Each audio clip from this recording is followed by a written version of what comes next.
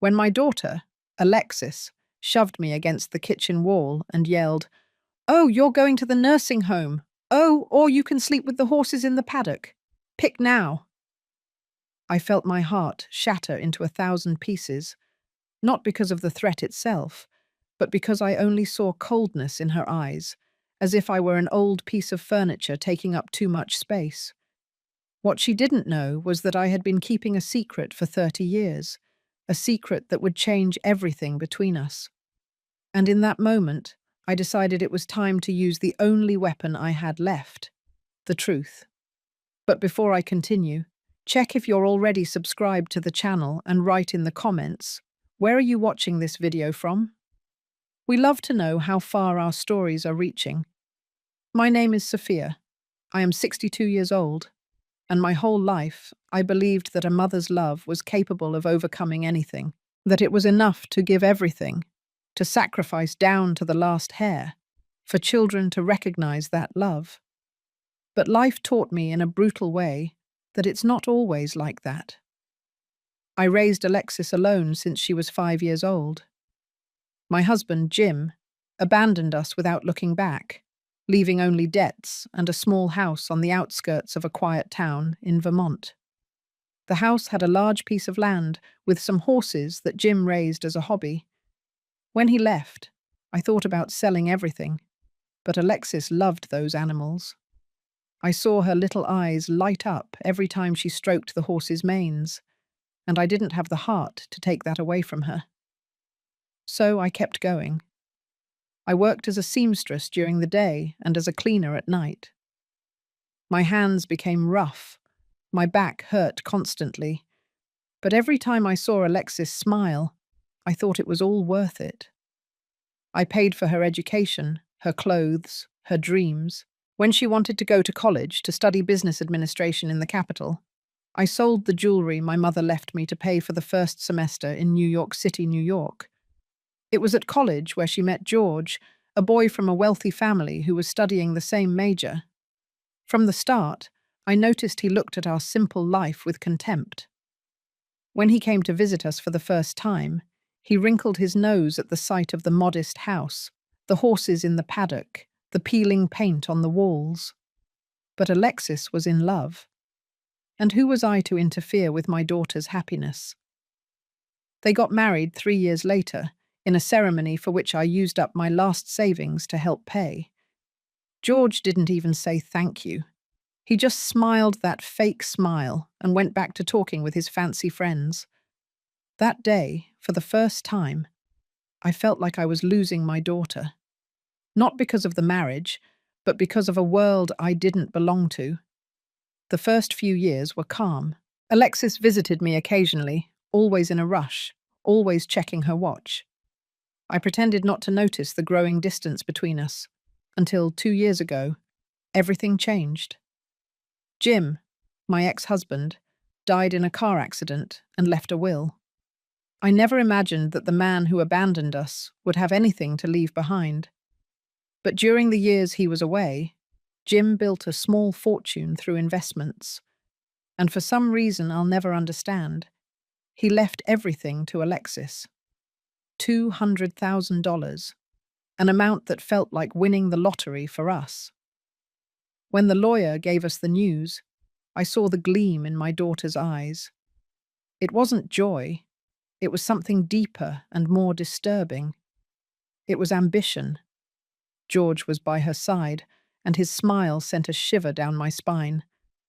In that moment, I had a bad feeling, but I pushed it away. Alexis was my daughter, the girl I raised with so much love. She would never turn her back on me. How wrong I was. 3 months after receiving the inheritance, Alexis and George showed up at my house with a proposal. They wanted to build an inn on the land, taking advantage of the fact that the region was starting to attract tourists interested in agritourism. They needed me to sign some documents, temporarily transferring the property into their names to get financing at the bank. Something inside me screamed not to sign those papers. But Alexis took my hands and told me in that sweet voice that melted my heart, "Mom, trust me. We're going to build something beautiful here, and you'll be able to live out your last years in comfort without having to work so hard." George added, "Ms. Sophia, you deserve to rest. We'll take care of everything." I signed. God forgive me, but I signed. Construction began 2 months later. They tore down the old fence, remodeled the house, and built cabins where the horses used to graze freely. The transformation was fast and brutal, and along with the remodeling of the property came the change in how Alexis treated me. First, it was small things. She started correcting me in front of others, saying that I spoke poorly, that my clothes were inappropriate. Then, she started treating me like an employee in my own home. She asked me to clean, cook, and do the laundry for the inn guests.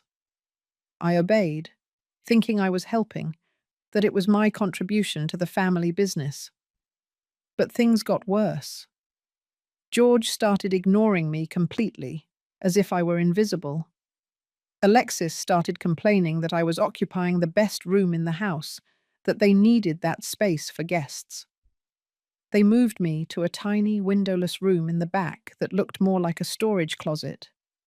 And then, 3 months ago, I discovered the truth. I was looking for one of my documents in a study drawer when I found the property papers. I read with trembling hands. The house, the land, everything was registered in Alexis's and George's names. It wasn't temporary. They had tricked me. I confronted my daughter that very night. She didn't even blink. She only said with a coldness that cut me like a knife, "Mum, you're old. You don't understand these things. We did what was best for everyone. Now you have a place to live without worries." I tried to argue, to say that this house was mine, that I had built everything with my sweat. She rolled her eyes and left the room. From that day on, the treatment got even worse. Alexis called me dead weight, a burden, a stubborn old woman. George laughed at the cruel jokes she made about my age, about my tired body, about my trembling hands. And I, like a fool, stayed there, enduring everything, because she was my daughter, and I still held out hope that she would go back to being the sweet girl I raised. Until that Tuesday morning, I woke up early as always, made coffee for the guests, and cleaned the kitchen. My back hurt more than usual, but I kept working. Around 10 o'clock in the morning, Alexis stormed into the kitchen like a hurricane. Her face was red with rage. "Mum, I warned you not to touch the guests' things," she screamed. I was confused. "But I was just cleaning the room like you asked me to." She smashed a vase.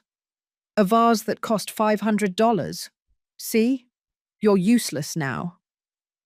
I tried to explain that I hadn't broken any vase, that maybe a guest had knocked it over, but she wouldn't listen. George appeared in the doorway with that malicious smile I had learned to fear. "Alexis, honey, we talked about this," he said calmly. "Your mom is getting too old to help here. She's getting in the way more than she's helping."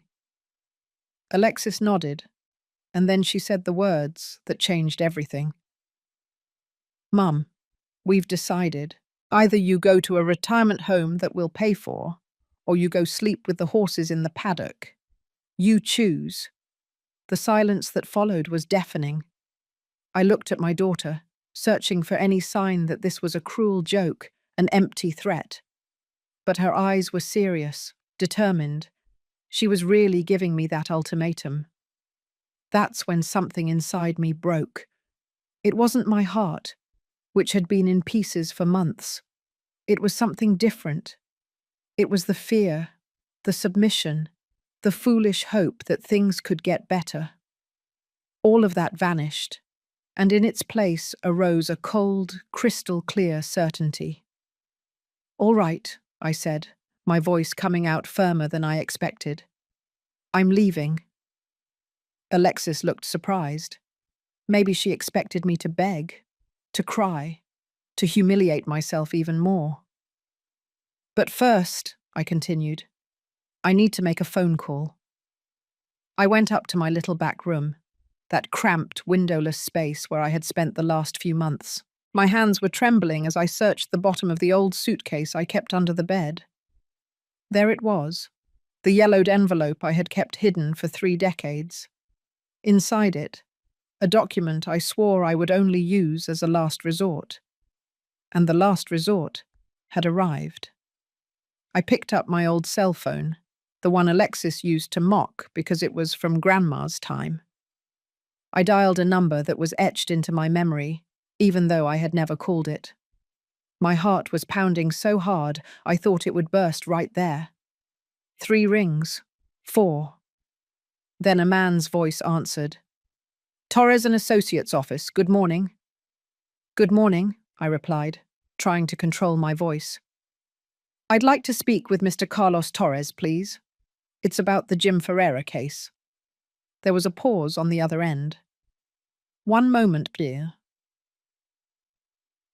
I waited, listening to the hold music. Downstairs, I could hear Alexis's and George's footsteps, their voices arguing about the next guests, living their lives as if I didn't exist, as if I were just an old piece of furniture that should be discarded.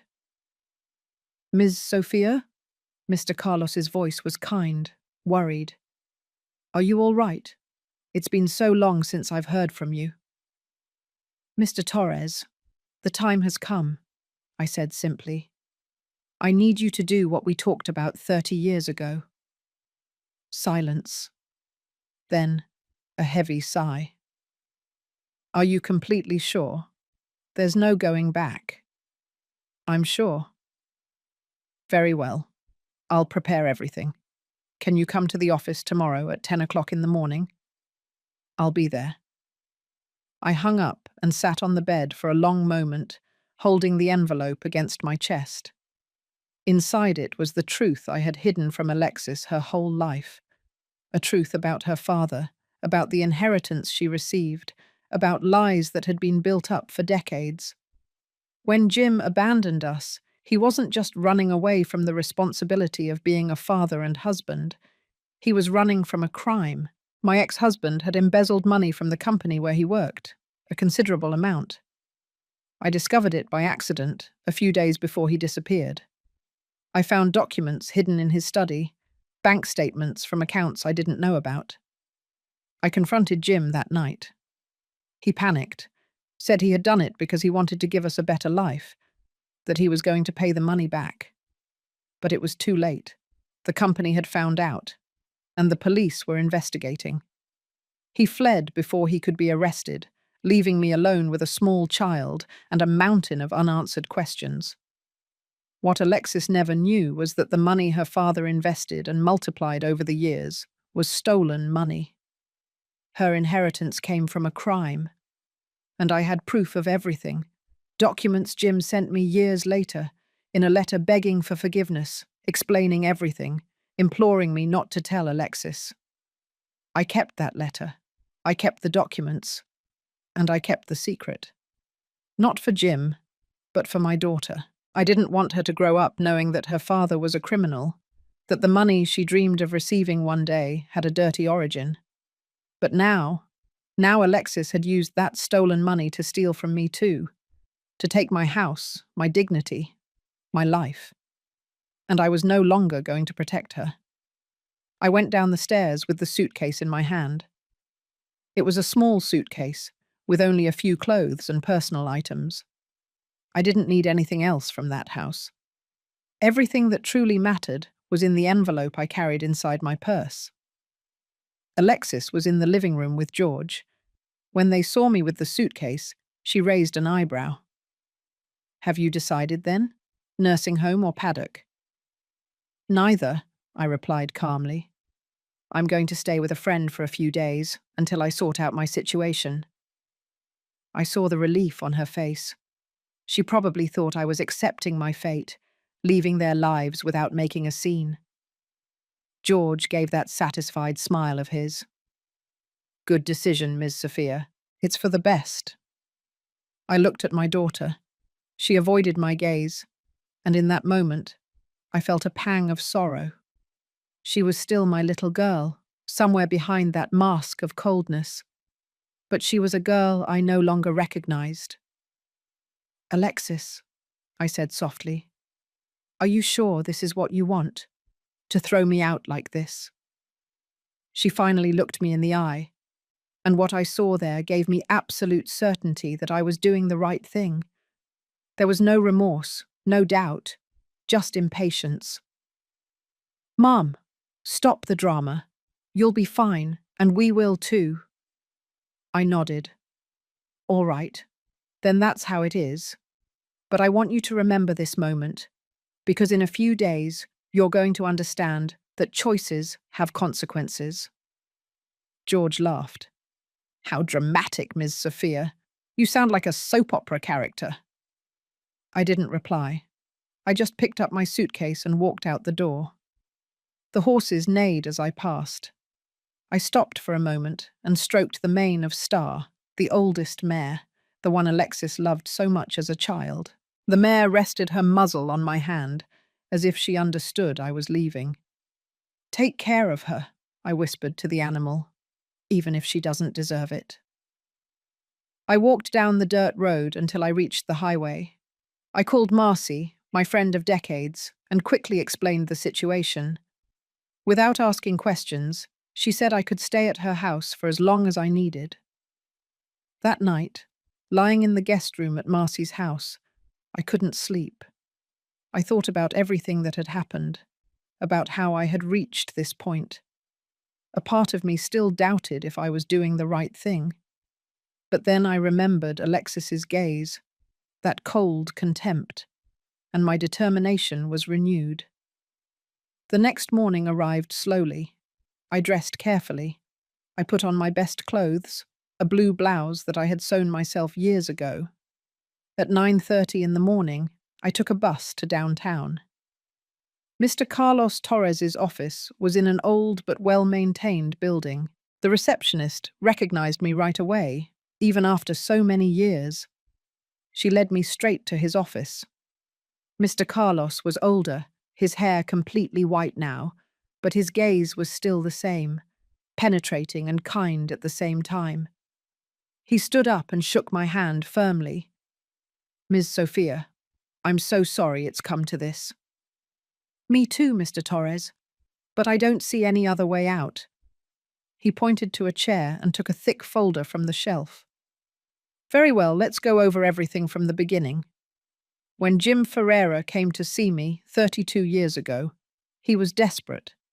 He confessed to the embezzlement, handed over all the documents, and asked me to keep this as life insurance."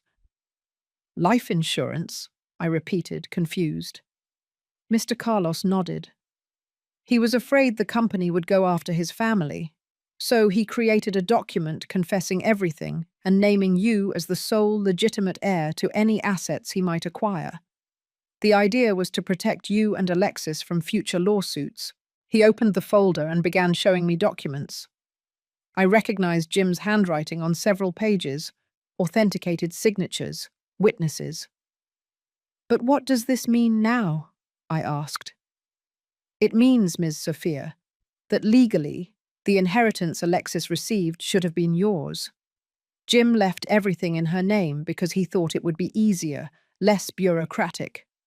But this document right here," he tapped a specific sheet, "invalidates his will, because it was made under duress, concealing the criminal origin of the money." I felt my head spin. "So? So the money should have gone to you, and since your daughter used that money to fraudulently acquire your property by making you sign misleading documents, we have a legal basis to reverse everything." "Is she going to lose the inn?" I asked, feeling a mix of relief and sadness. Mr. Carlos paused.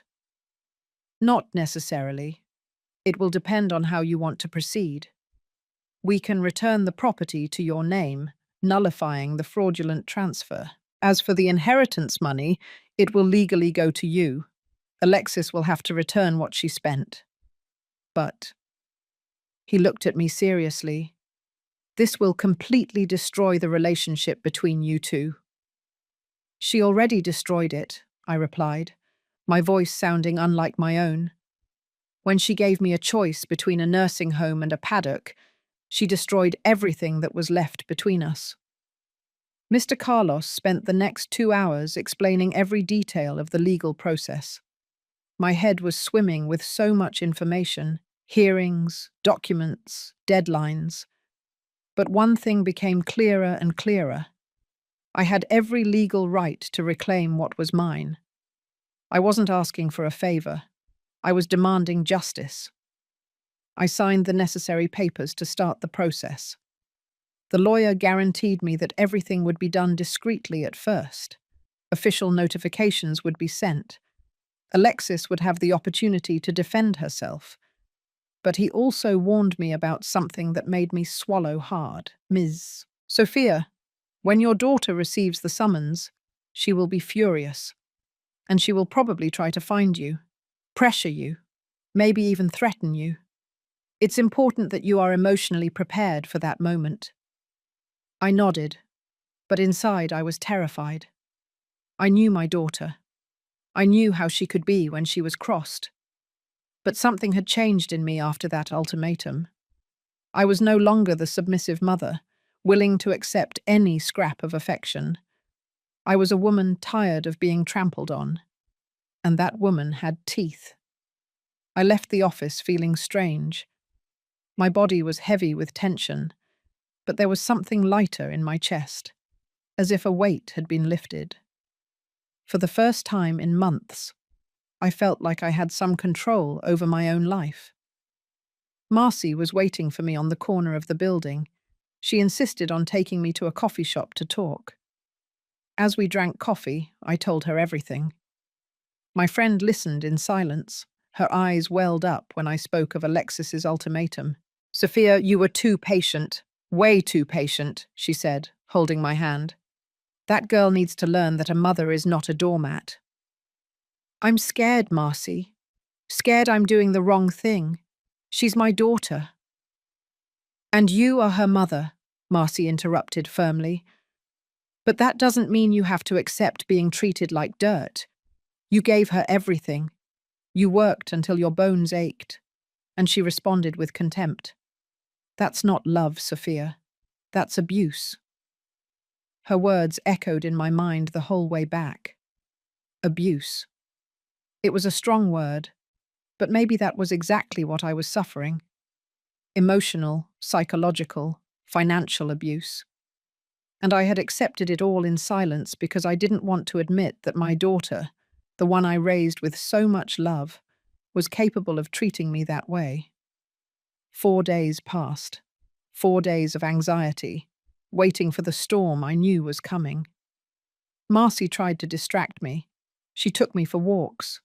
We watched movies together at night, but my mind was always at the inn, imagining Alexis receiving the court notification. On the 5th morning, my cell phone rang. It was an unknown number. I answered with a racing heart. Mum? Alexis's voice sounded strange, too controlled. I need you to come to the house, now. Alexis, Now, she shouted, and then the call was cut off. Marcy, who was in the kitchen, looked at me worriedly. Was that her? I nodded. She got the notice. Do you want me to go with you? I thought for a moment. Part of me wanted to say yes, wanted to have someone by my side. But another part knew that this was between my daughter and me. It was time to face what I myself had set in motion. No, I have to go alone. But thank you, friend, for everything. The walk to the inn seemed to last an eternity, and yet flew by in the blink of an eye. My body was trembling all over when I got off the bus and started walking down the dirt road. The horses were in the paddock, grazing peacefully, oblivious to the human drama that was about to unfold. Alexis was on the porch, holding some papers in her hands. Even from a distance, I could see she was furious. Her face was red, her fists clenched. George was by her side, but for the first time, he seemed less confident, more worried. "How dare you!" Alexis screamed before I even got close. "How dare you do this to me?" I stopped a few feet away, keeping my voice calm. "Do what, Alexis? Claim what is rightfully mine?" She came down the porch steps with heavy strides, shaking the papers in the air. "This is a lie.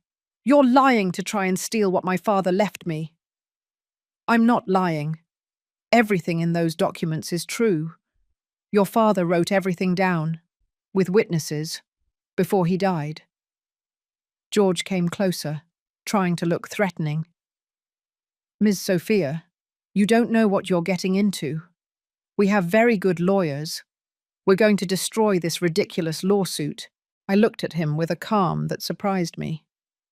"Do what you think you need to, but the truth doesn't change.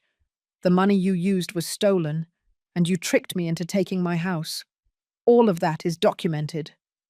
"You have nothing!" Alexis yelled, tears of rage streaming down her face. "You're a bitter old woman who won't accept that I grew up, that I have my own life. You're doing this for revenge." "Revenge?" I repeated, feeling my own anger beginning to rise. "Revenge because you gave me a choice between a nursing home and a paddock. Because you treated me like dirt for months.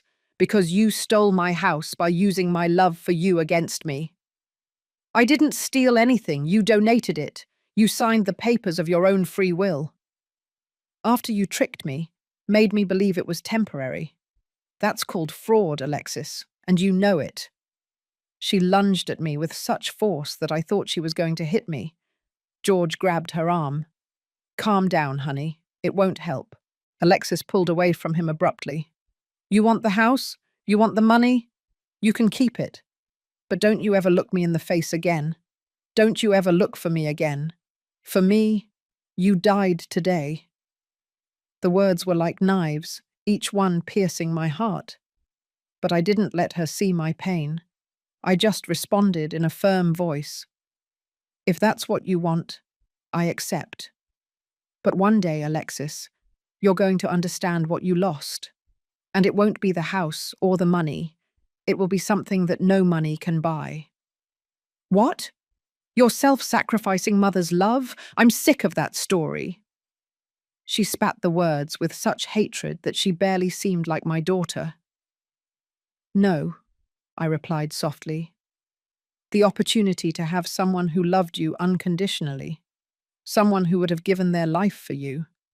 You lost that today. And unlike the house and the money, there's no way to get that back." I turned around and started walking away. I could hear Alexis yelling something behind me, but I didn't catch the words. It didn't matter anymore. Every step I took moved me away from that life, from that pain, from that version of myself who accepted being treated as nothing. Marcy met me at the gate. She had been waiting, hidden behind a tree, worried that I might need help. When she saw me, she ran and hugged me tight. It was only in her arms that I allowed the tears to fall. I cried like I hadn't cried in years. I cried for the daughter I had lost, for the illusion that was broken, for all those years of sacrifice that seemed to have been in vain. But I also cried with relief, because I had finally chosen my own path. I had finally said, enough is enough. The following weeks were a blur of paperwork, hearings, and depositions. Mr. Carlos was tireless, presenting every document, every piece of evidence. Alexis and George hired some really good lawyers, but the truth was stronger than any fancy argument. The fraud in the property transfer was proven. I had signed believing it was temporary, and there were witnesses who confirmed it. The origin of the inheritance money was questioned, and Jim's documents spoke for themselves. During that time, I had no contact with Alexis. A part of me hoped she would show up, realize the mistake she had made, and apologize. But nothing happened. The silence between us was absolute. 3 months after the process began, the judge delivered his verdict. The property would revert to my name. The transfer had been done fraudulently. That was clear. As for the inheritance money, the situation was more complicated. The judge acknowledged that Jim's will had flaws, but since Alexis had used the money in good faith, without knowing its criminal origin, she would not be forced to return all of it. The solution was a settlement. Alexis would keep 1/2 of the original inheritance value, and the other 1/2 would be transferred to me. Additionally, she would have to pay me compensation for the unauthorized use of the property during those months. In total, I would receive around $120,000. Mr. Carlos called me to his office to explain everything. Ms. Sophia, I know it's not everything you deserved, but it's a significant victory. You get your house back and receive financial compensation that will ensure your comfort for the coming years. I nodded, still processing everything. And the inn? The cabins they built? They are part of the property, so they revert to your name as well. Alexis and George will have 30 days to vacate the premises and remove only their personal belongings. Everything that was built or attached to the property stays. The irony was not lost on me. They had used my love for Alexis to steal from me, and now all their hard work, all the investment they made, would come back to me. It was poetic justice, but it brought me no joy. Mr. Torres, I asked hesitantly, what if I wanted to make a different proposal, an out-of-court settlement? He looked at me curiously. What kind of settlement? I spent the next few days thinking. The legal victory tasted bitter. Yes, I had recovered what was mine, but I had lost my daughter in the process. And as much as she had hurt me deeply, as much as she had treated me cruelly, she was still my Alexis. The girl I used to rock in my arms, the one I comforted when she had nightmares, who smiled at me as if I were her whole world. Was there a way to seek justice without completely destroying what was left between us? It was Marcy who made me see the situation from another angle. We were having tea on her porch when she asked me, Sophia, what do you really want? Revenge or peace? It's not revenge, I protested. It's justice. I know, friend, but sometimes justice and peace are different things. You can be right and still be unhappy. You can win everything and lose what matters most. But she treated me like dirt, Marcy. She gave me a choice between a nursing home and a paddock, like I was an animal. And that was awful, she agreed. Unforgivable even. But answer me this. Do you want your daughter to learn a lesson, or do you want her to disappear from your life forever? The question caught me off guard. I remained silent for a long time, looking at the cup of tea in my hands. What did I really want? I want her to understand, I finally replied. I want her to see how much she hurt me. I want her to feel, even just a little bit, what I felt when she kicked me out of my own home. Then maybe there's a way to do that without cutting all ties, Marcy suggested gently. That night, I formulated a plan. The next day, I called Mr. Carlos and explained what I had in mind. He was silent for a moment. Then he said, Ms. Sophia, you have a much bigger heart than I imagined. I'll prepare the documents. A week later, Alexis and George received a new notification. It wasn't an execution of the sentence, but a settlement proposal. They were asked to appear at Mr. Carlos's office for a meeting. I arrived at the office a half-hour before the appointed time. My heart was pounding. My hands were sweating. Mr. Carlos greeted me with an encouraging smile. You're doing the right thing. Trust yourself. When Alexis and George entered the room, the atmosphere froze. My daughter avoided looking at me, sitting as far away as possible. George looked nervous, constantly playing with his hands. Their lawyer, a man in an expensive suit with an arrogant air, maintained a neutral expression. Mr. Carlos started the meeting. Ladies and gentlemen, we are here because my client would like to propose a different settlement than the one determined by the court judgment. Alexis's lawyer raised an eyebrow. What kind of settlement?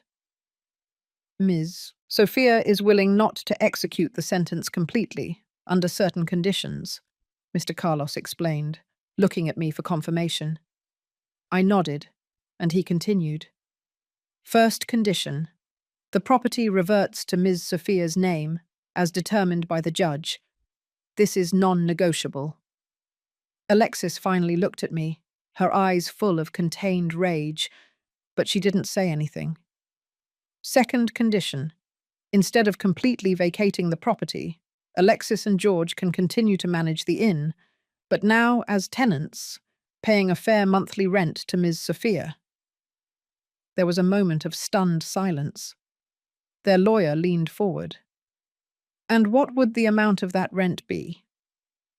Mr. Carlos slid a piece of paper across the table. $3,000 a month, with annual adjustment. It is below market value, considering the size of the property and the commercial potential. George took the paper, analyzing the numbers. For the first time, I saw something like hope on his face, but Alexis remained rigid, her arms crossed. Third condition, Mr. Carlos continued. Ms. Sophia waives the compensation owed to her, but in exchange she will have the right to live on the property whenever she wants, in a room that will be designated exclusively for her. Alexis and George cannot prevent this or question her presence. That's ridiculous, Alexis finally spoke, her voice harsh. She wants to humiliate us, force us to see her every day. I felt a pang of sadness at her words, but I maintained my composure. Mr. Carlos looked at me, silently asking permission to continue. I nodded. Fourth and final condition, he said, his voice becoming more serious. Alexis and George will participate in family therapy sessions with Ms. Sophia once a week for 6 months. It is non-negotiable. Therapy? George practically spat out the word. This is absurd. For the first time since they walked in, I spoke. It's this or the full execution of the sentence. You lose everything. The inn, the business you built, the opportunity to salvage something from this situation. Alexis faced me, and for the first time, I saw something more than rage in her eyes.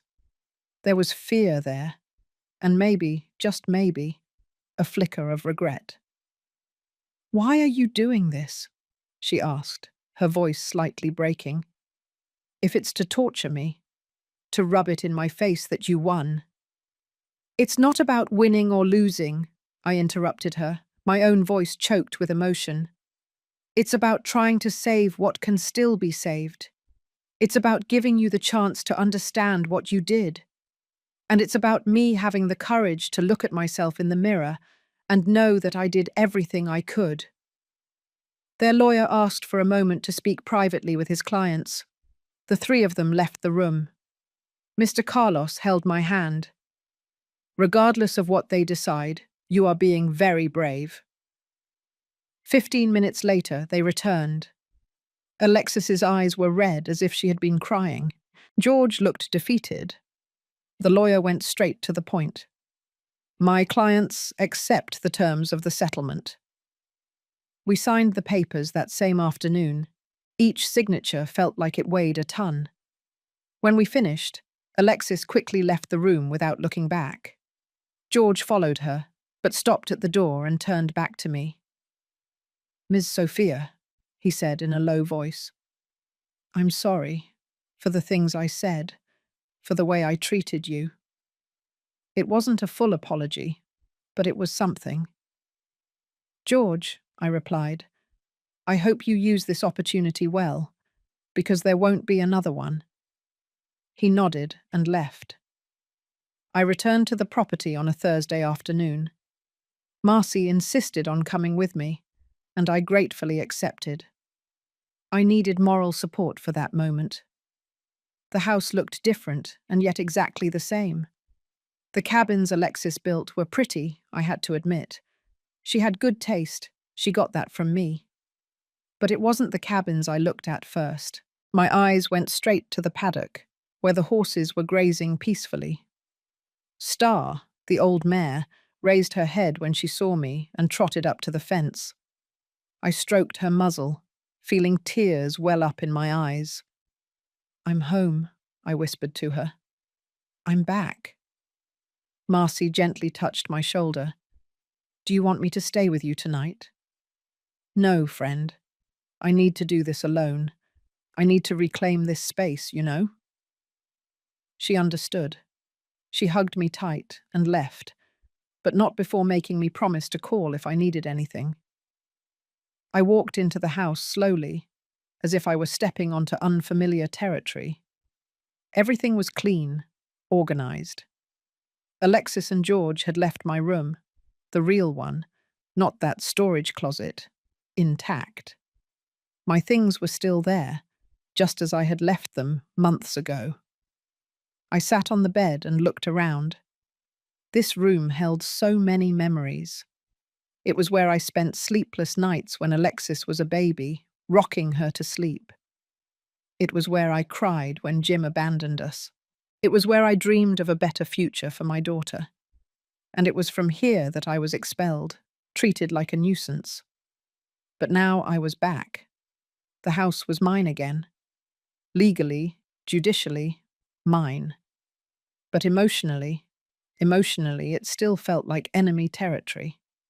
I spent the rest of the day organizing my things, cleaning, trying to make that space feel like mine again. Alexis and George didn't appear. They were probably in one of the cabins, avoiding me. It was better that way for now. We needed time to process everything. The first therapy session was scheduled for the following Monday. The chosen therapist, Dr. Laura Scott, was a specialist in family conflict. Mr. Carlos had personally recommended her, saying she was firm yet compassionate, exactly what we needed. On Sunday night, I barely slept. I imagined what that first session would be like. What would I say? What would Alexis say? Would she really go, or would she try to make an excuse? On Monday morning, I got ready carefully. I chose a light green blouse that Alexis always said looked good on me. It was a pathetic way to try and connect with her, I knew, but I couldn't help it. Dr. Laura's office was in an old house converted into a clinic downtown. I arrived 15 minutes early. Alexis and George arrived exactly on time, not a minute more or less. We greeted each other with a nod, no words. The tension was palpable. The receptionist guided us to a spacious, cozy room with comfortable sofas and decor that tried to be relaxing. Dr. Laura was a woman in her 50s, grey hair pulled back in a bun, attentive eyes behind red-rimmed glasses. She greeted us warmly and asked us to sit down. I chose an armchair. Alexis and George sat together on the farthest sofa. The geography of the room already said everything about the state of our relationship. "Well, Doctor," Laura began in a soft but firm voice. "I appreciate everyone's presence. I know being here wasn't an easy choice, especially under the current circumstances, but the fact that you agreed to come is already an important first step." Alexis scoffed softly. The therapist heard it, but didn't comment. She just continued. "Our sessions will follow some basic rules. First, each person will have their turn to speak, without interruptions. Second, there are no judgments here, just listening and attempting to understand. Third, everything that is said in this room stays in this room, unless it's something that poses an immediate risk to someone." She paused, observing us. "To start, I would like each of you to tell me, in a few words, what you hope to gain from these sessions. Sophia, would you like to begin?" I took a deep breath. I hope we can find some way to coexist. I don't expect things to go back to the way they were. That's impossible. But I hope we can at least respect each other. And maybe, who knows, Alexis can understand how much she hurt me. The therapist nodded and turned to my daughter. Alexis? She remained silent for a long moment. Then, in a harsh voice, I'm only here because I was forced. I don't expect anything because I don't believe these sessions are going to change anything. My mum has always been dramatic, always played the victim. This is just one more chapter in that story. Her words were like slaps in the face. Dr. Laura wrote something in her notebook, but maintained a neutral expression. George? She asked. He seemed uncomfortable. Look, I just want to resolve this, so we can move on with our lives. The inn is starting to do well. We have guests booking, but all this tension is ruining everything. I understand, said Dr. Laura. So, here we have 3 different perspectives. Sophia seeks understanding and respect. Alexis is skeptical and feels coerced. George wants to resolve the practical situation. All are valid perspectives. She leaned forward. But before we talk about the future, we need to understand the past. Sophia, can you tell me, briefly, how we got here? And then I started talking. I recounted Jim's abandonment, the years of raising Alexis alone, the sacrifices. I talked about her marriage to George, about how I was gradually pushed into a corner. I talked about the fraudulent property transfer, about how I was tricked. And I talked about that day, the day of the ultimatum. She told me, my voice trembled, that I had to choose between the nursing home or sleeping with the horses in the paddock, as if I were an animal, as if 62 years of life, of love, of dedication, meant nothing. Alexis exploded. You're twisting everything. I never— Alexis, Dr. Laura interrupted firmly. Do you remember the rule? Everyone speaks in their own time. You will have your opportunity. My daughter crossed her arms, furious, but she fell silent. I continued, now with tears streaming down my face. In that moment, when she gave me that choice, something died inside me. It wasn't my love for her. That never died. It was my self-respect, my dignity, which I had slowly let die over all those months of humiliation.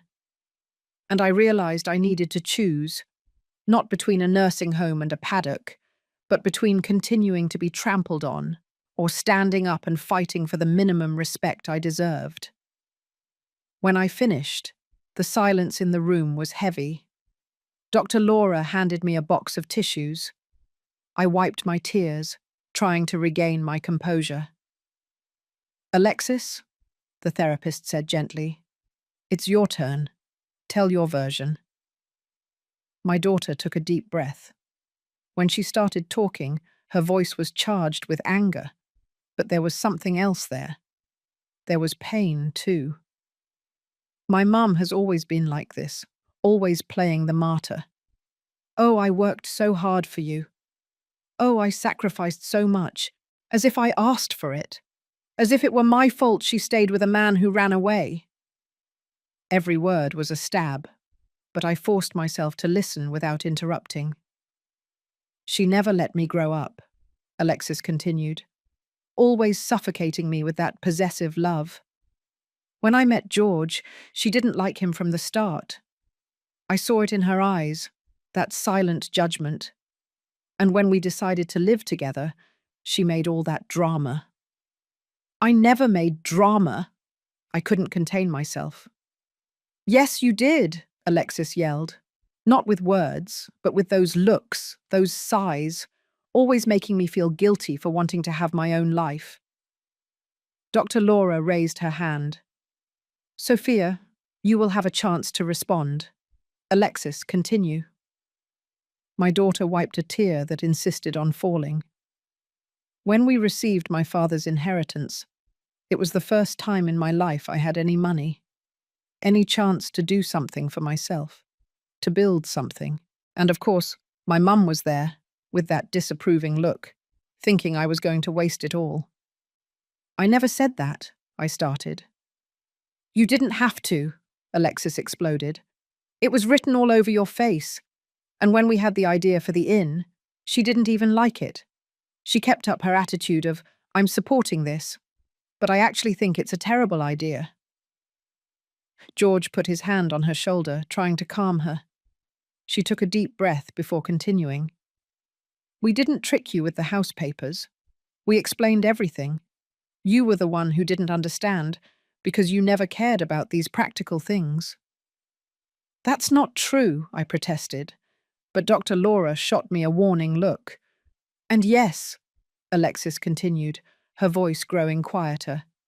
I said that thing about the nursing home and the paddock, but it was in the heat of the moment. I was stressed. You were always complaining about everything, getting in the guests' way. Getting in the way? I couldn't help myself. I was working like a slave in my own house. Your house? Alexis stood up from the sofa. That's the point. You never accepted that the house was ours too, that we had the right to make changes, to run our business without you controlling everything. Enough! Dr. Laura's voice boomed in the room. We both fell silent immediately. The therapist looked at us sternly. I know there's a lot of suppressed emotion here, but we're going to do the following.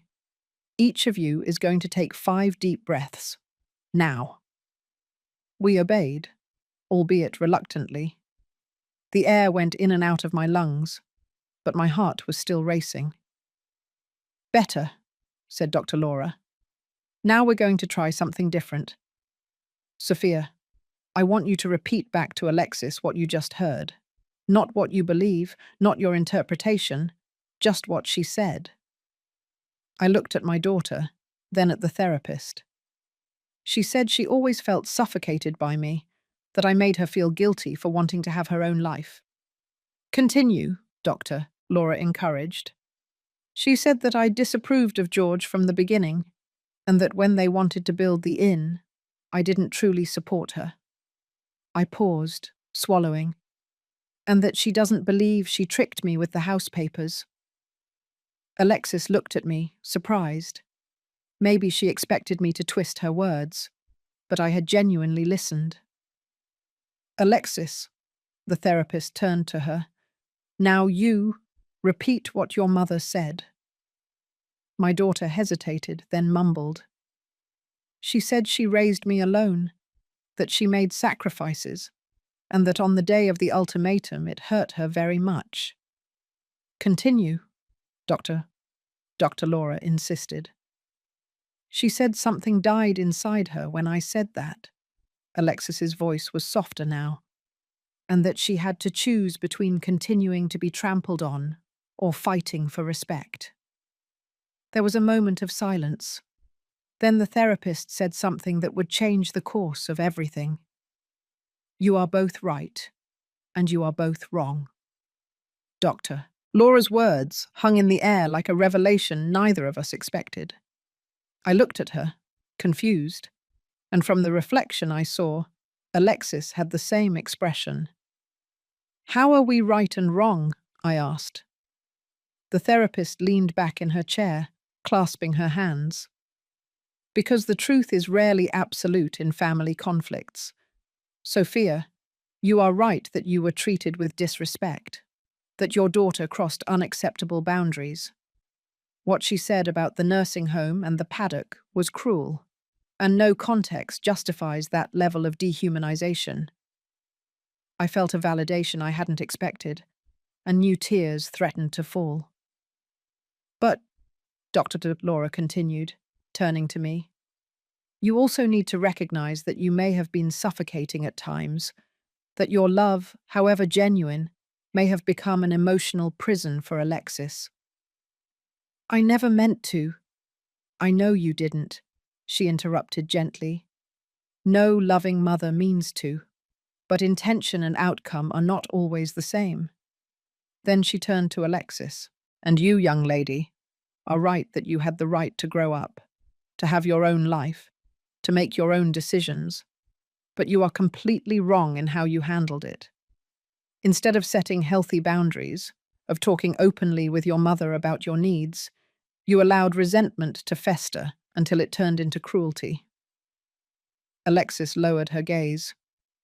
And worse, Dr. Laura continued, her voice becoming firmer. You used the love your mother had for you as a weapon against her. You knew she would sign those papers because she trusted you. You may not have consciously planned to trick her, but deep down, you knew you were taking advantage of the situation. I didn't, Alexis tried to protest, but her voice failed. And when she started questioning you, when she got in your way, you didn't have the courage to confront her honestly. Instead, you humiliated her in a way you knew would destroy her. The silence that followed was heavy with truths unspoken for so long.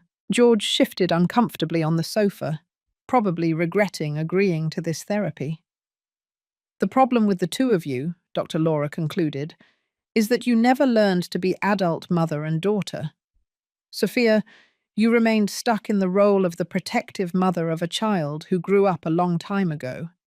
And Alexis, you remained stuck in the role of the resentful daughter who never had the courage to simply say, Mum, I love you, but I need space.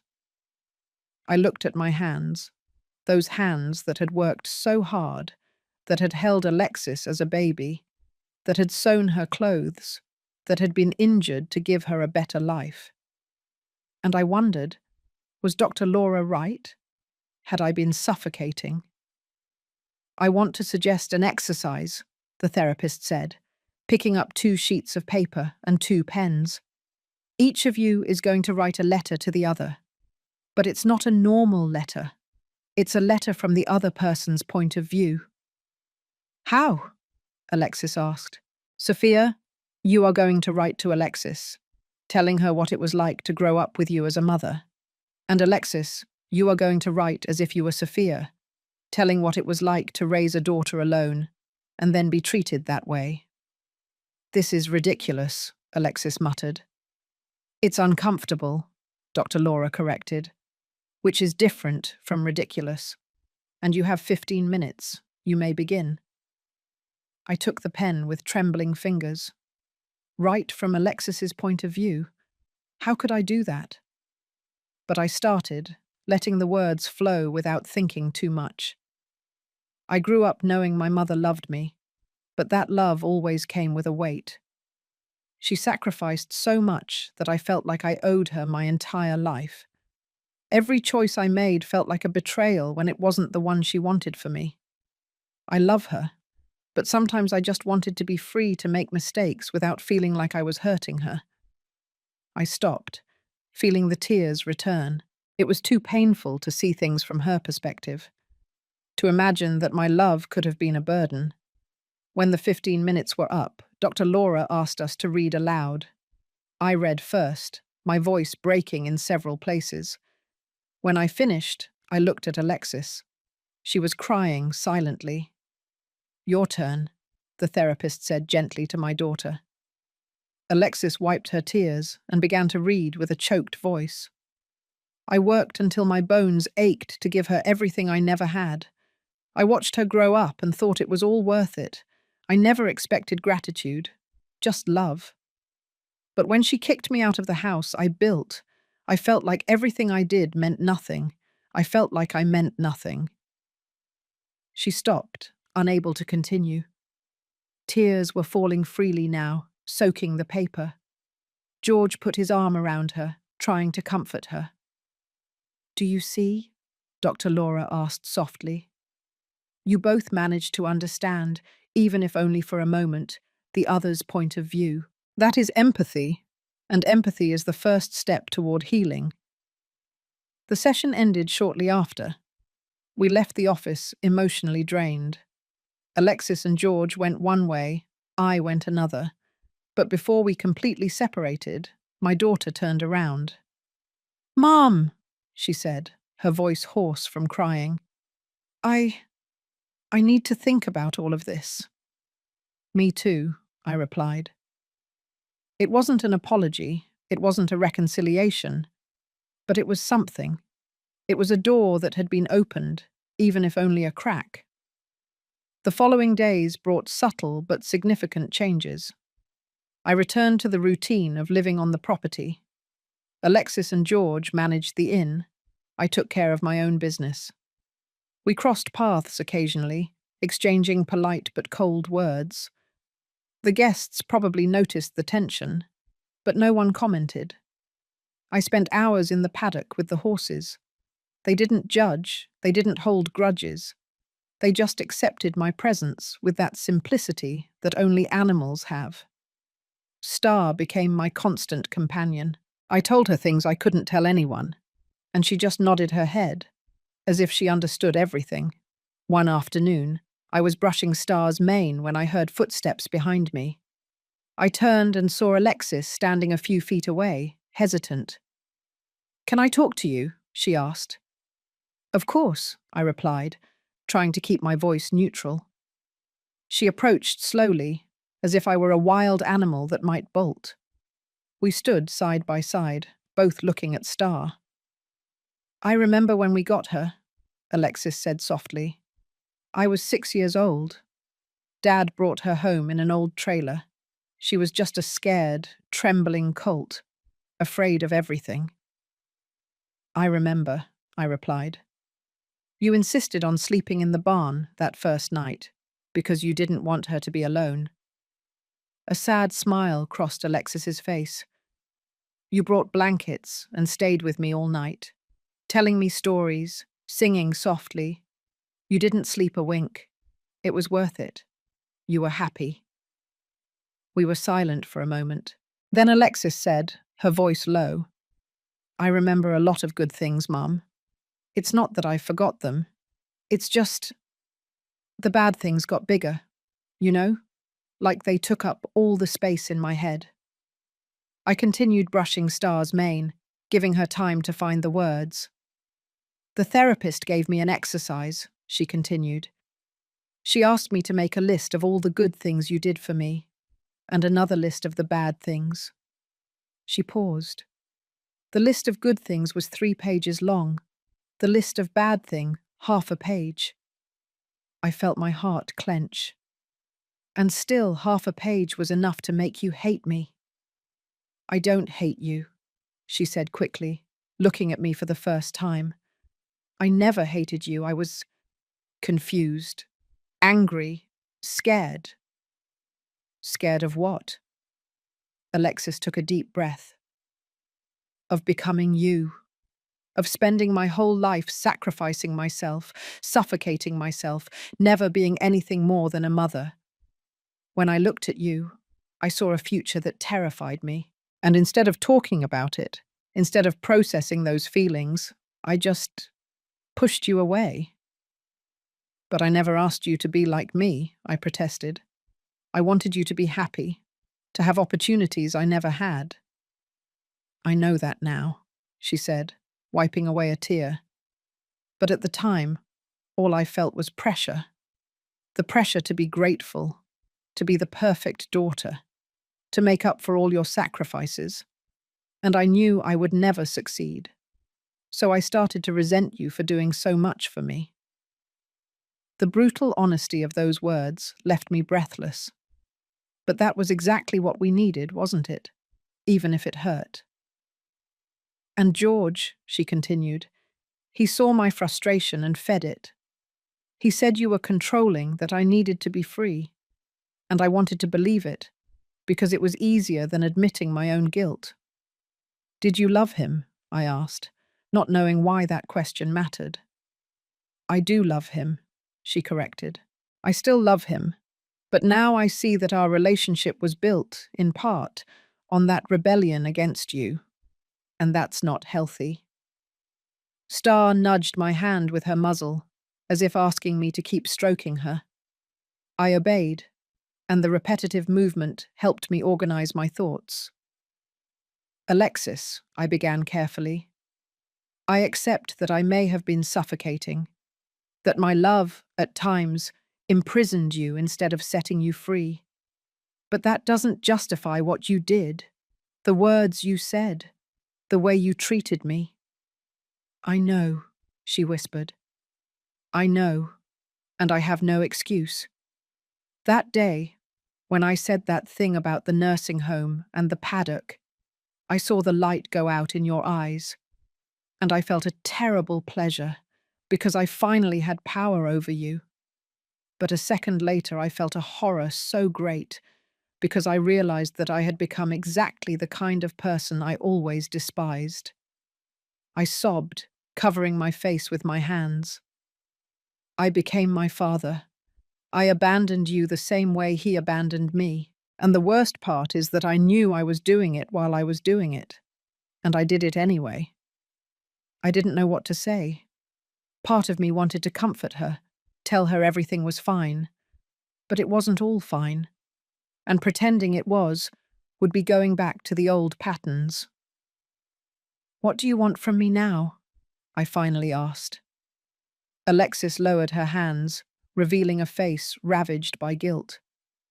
I don't know if I have the right to want anything, but I would like the chance to get to know you for real, not as the mother who raised me, not as the woman I pushed away, but as Sophia, the woman you are, with your own dreams, with a life that doesn't revolve just around me.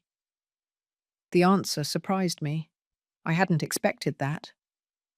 I don't even know who that Sophia is, I admitted.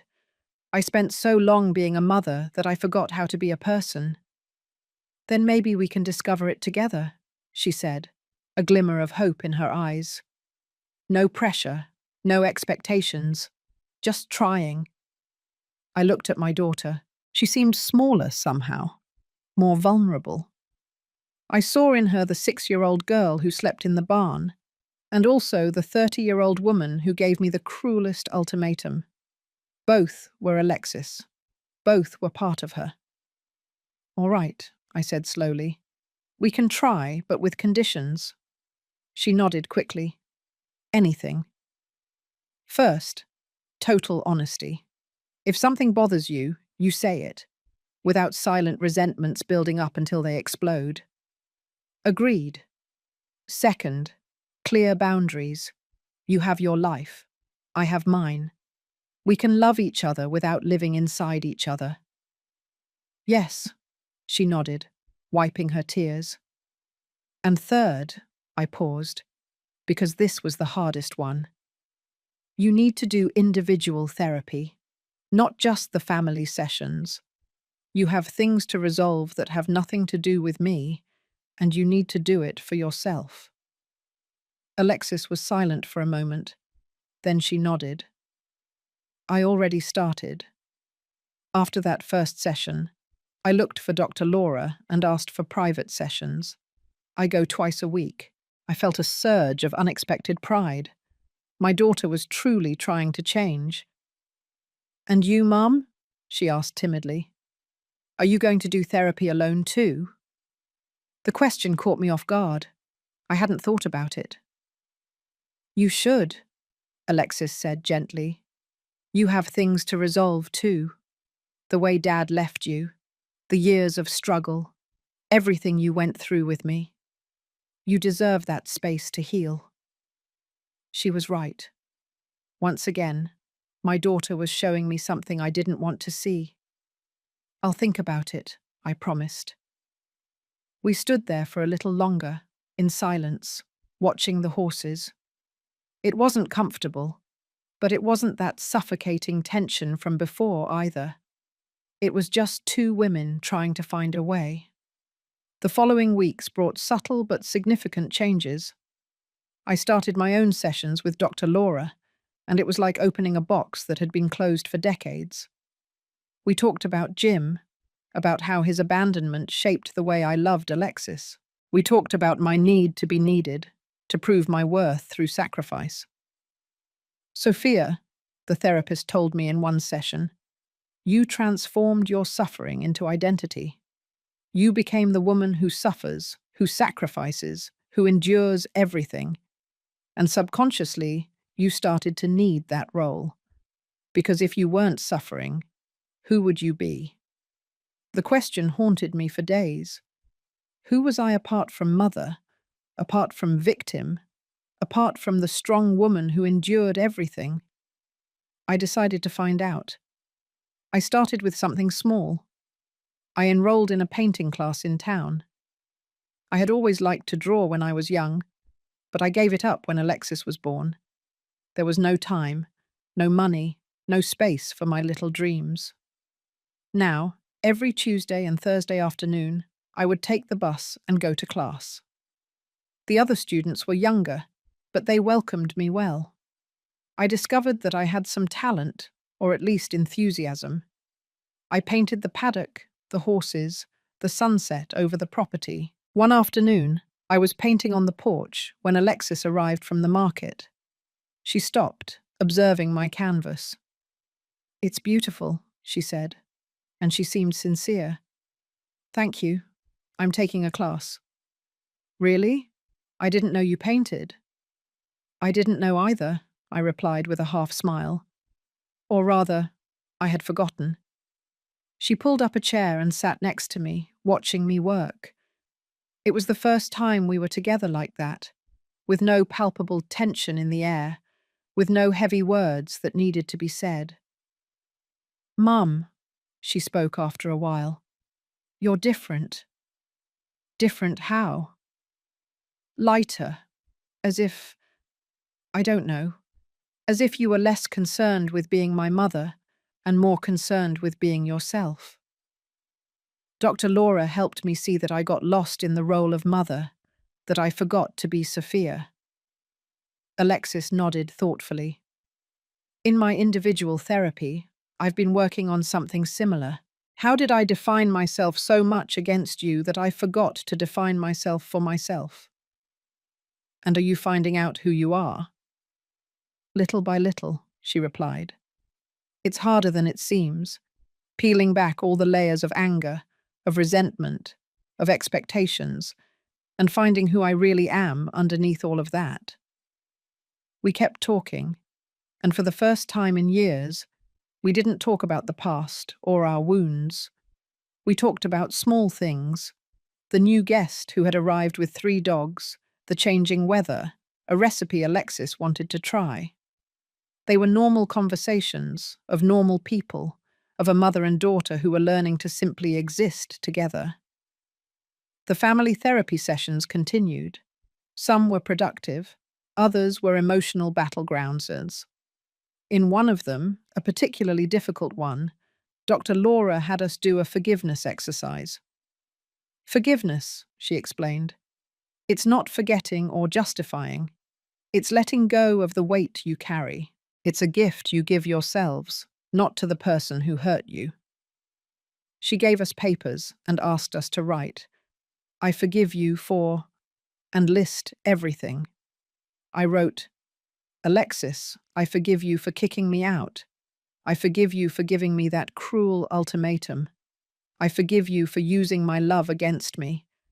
I forgive you for making me feel worthless. But mainly, I forgive you for being human, for making mistakes, for being imperfect, just as I need to forgive myself for the same things." When I read it aloud, Alexis cried. Then she read hers. "Mum, I forgive you for suffocating me, even if you didn't mean to. I forgive you for making me feel guilty, even though it wasn't your intention. I forgive you for not seeing me as an adult. But mainly, I forgive you for being human, for doing the best you could with the tools you had. And I forgive myself for being so hard on you, when you were only trying to love me in the only way you knew how." There were no hugs that day.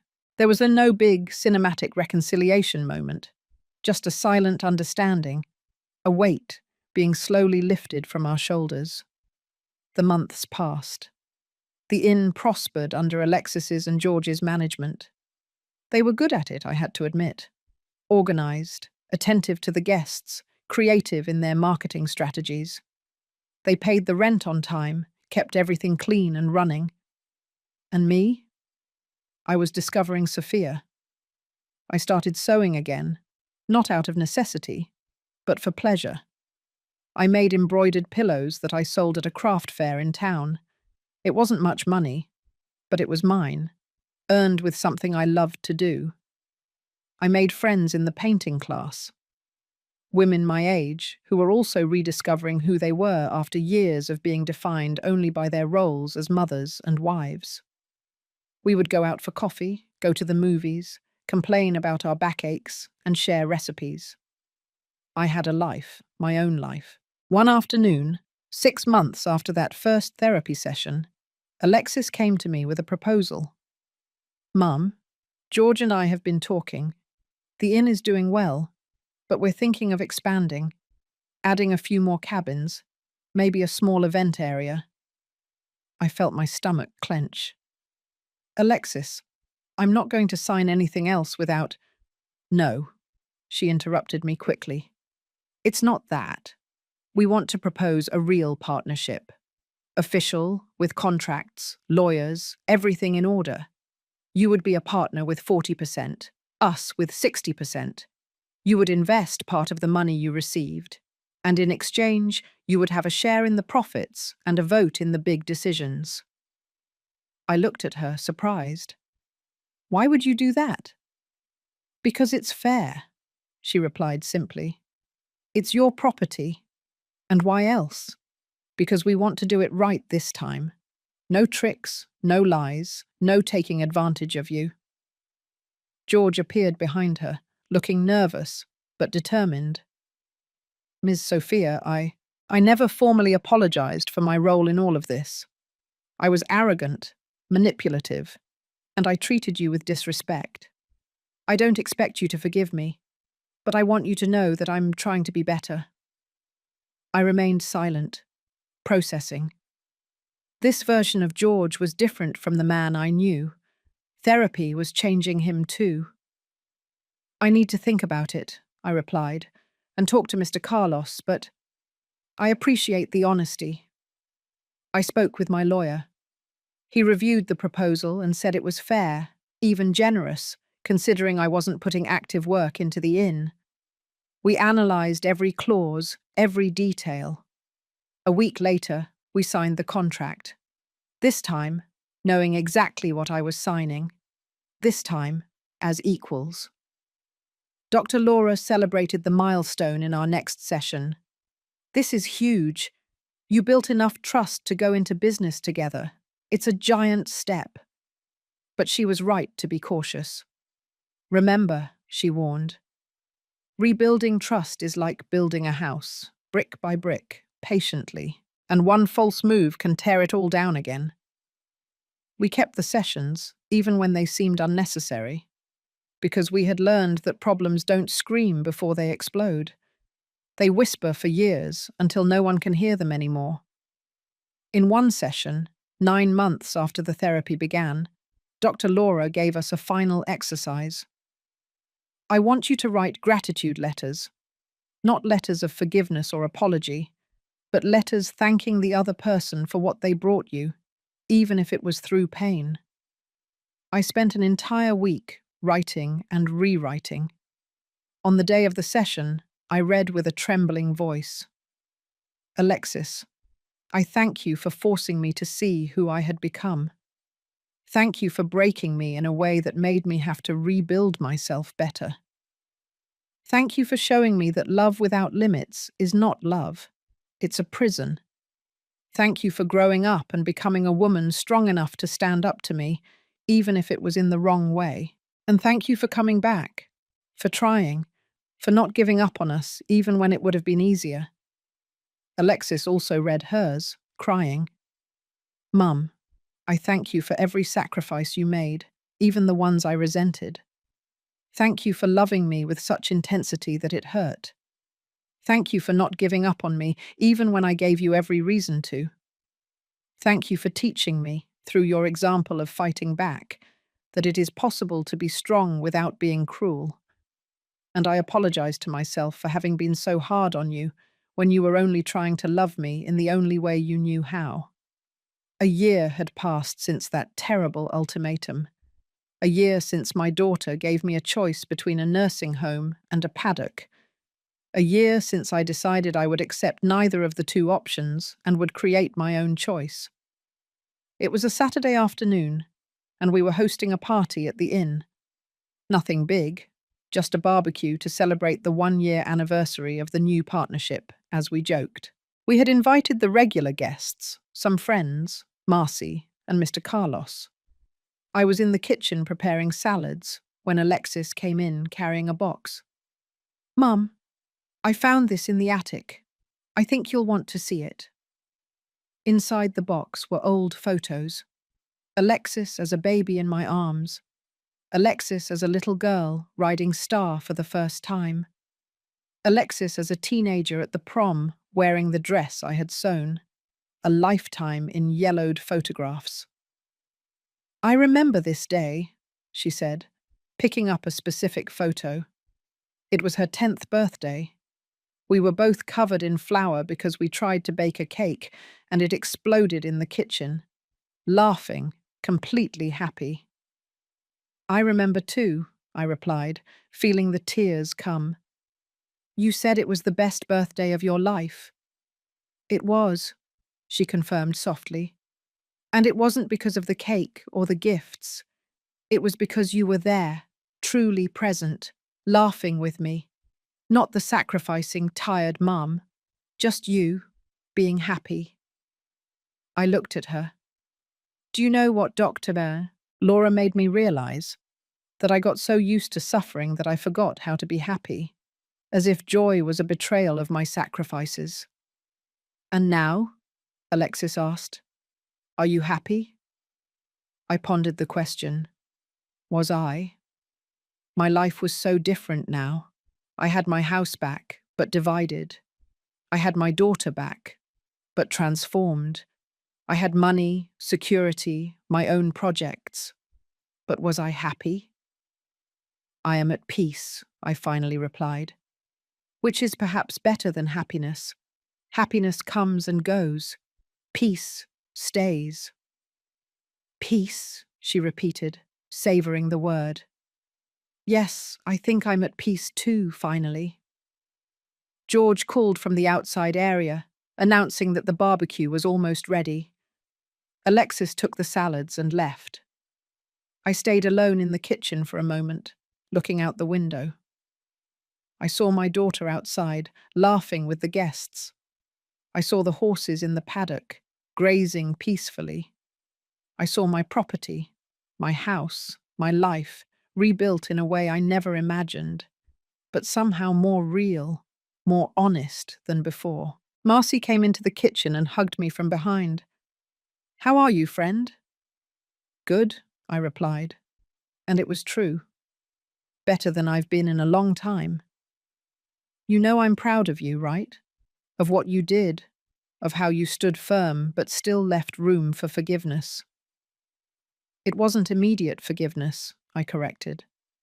"It was a process. It's still a process." "The best ones are," she said wisely. The party was good, simple, but full of human warmth. Mr. Carlos made a toast, talking about justice and compassion and walking hand in hand.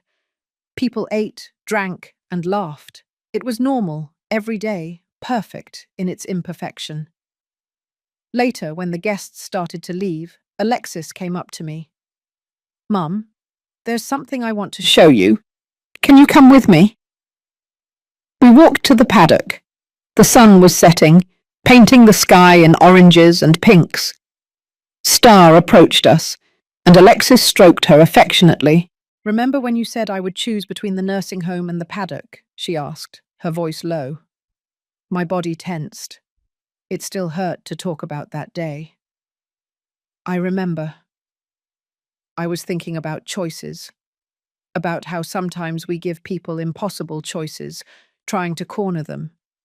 But the best people, the strongest ones, refuse to choose between the bad options.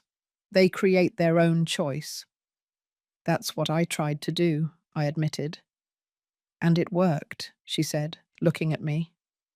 You didn't go to the nursing home, and you didn't sleep with the horses. You kept the house, you recovered your dignity, and you still didn't completely destroy me in the process. You created a third option, justice with mercy. It wasn't easy, I confessed. There were days when I only wanted pure revenge, days when I wanted to make you suffer as much as I suffered. I know, she said softly, and I would have deserved it. But you chose differently.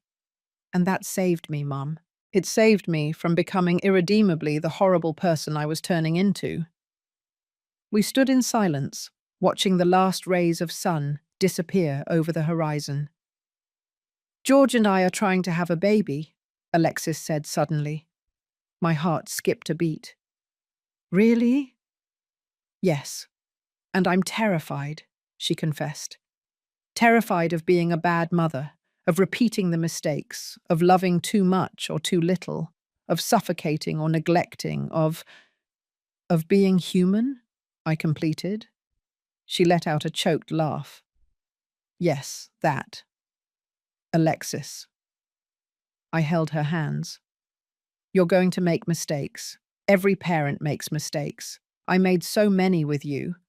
But the difference is that now you have awareness of that. You have tools, you have therapy, you have self-knowledge, and you have this, I squeezed her hands, a reminder of what not to do. I want you to be a present grandmother, she said. Not a grandmother who does everything, not a grandmother who takes over the role of mother, but a grandmother who is there, who loves, who supports, with healthy boundaries on both sides. I would really like that, I replied, emotional. And I promise, she continued, that I will never, ever let my child disrespect you, treat you the way I treated you, because one of the things I will teach them is gratitude, respect, and that love is not a prison. We hugged there, in the paddock, while Star grazed peacefully beside us. It wasn't a happily ever after ending. It was real, complicated, full of scars that would never completely disappear. But it was ours, and it was good. That night, before sleeping, I opened my journal. I started writing during therapy, an exercise Dr. Laura suggested. I wrote, "Today is exactly 1 year since Alexis gave me that ultimatum. A year since my life completely changed. If someone had told me that day that we would be here now, working together, healing together, I wouldn't have believed it. I learned that a mother's love doesn't have to mean endless sacrifice, that saying no, setting boundaries, demanding respect, doesn't make me a bad mother. It makes me human. I learned that forgiving is not forgetting. It's carrying the memory of the pain, but choosing not to let it define who you are. I learned that it's never too late to start over. At 62 years old, I am discovering who I am apart from being a mother, and that discovery is terrifying and beautiful at the same time. And I learned that sometimes, to save a relationship, you first need to destroy the sick version of it, to then rebuild something new, stronger, more honest. I still have difficult days, days when the resentment returns, days when I look at Alexis and remember the cruelty in her eyes when she gave me a choice between a nursing home and a paddock. But I have more good days now.